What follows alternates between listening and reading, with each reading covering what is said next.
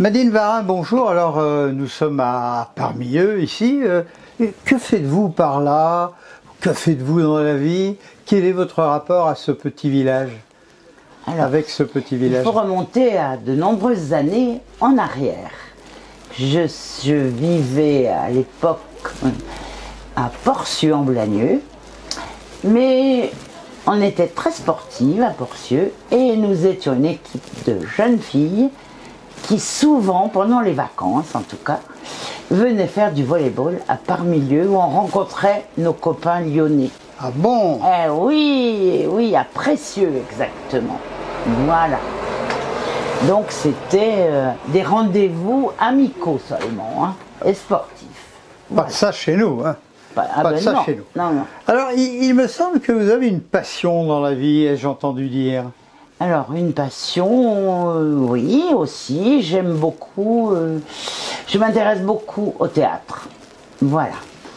Et j'ai rencontré, grâce au théâtre, Jacques Brunas, voilà, par l'intermédiaire d'un copain, comédien commun.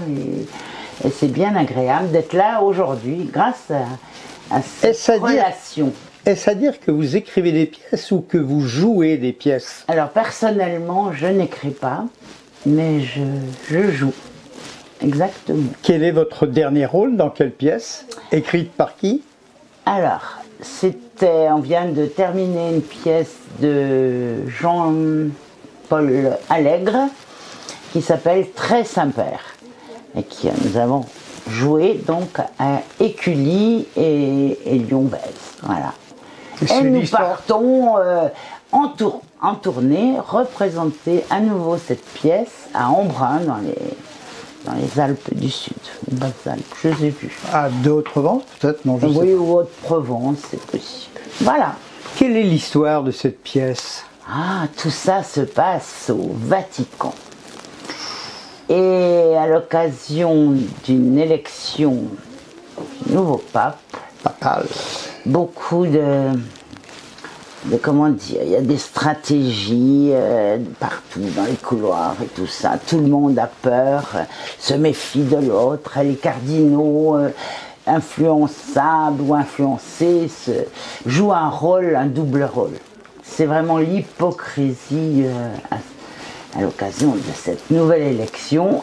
Et il se trouve que les vieux cardinaux sont battus par ce jeune pape de 50 ans prénommé Kevin et qui va faire la révolution. Voilà. Au niveau Saint-Père, ça va être un Saint-Père très moderne qui veut que tous les prêtres se marient. C'est l'autorisation du mariage des prêtres. Donc il est très en avance. Même le pape François n'y arrive pas. Si vous aviez un mot de conclusion à dire, quel serait-il? Sur Parmilleux, par exemple, à côté du petit marché de la ville ou du village? Je découvre aujourd'hui seulement ce marché, mais il faut tenir bon, comme dit Jacques Brunas, parce que Parmilleux, il y a mon papa qui était commerçant et qui faisait des tournées à Parmilleux, et il aimait cet esprit des gens de Parmilleux et de tous les hameaux, et il m'avait donné le goût de ce village. Voilà, donc je trouve que c'est une chance de se trouver aujourd'hui, et même en parler après de nombreuses années. Hein. Eh ben, comme vous parliez du pape tout à l'heure, je vous dirais merci, ainsi soit-il. Merci à vous.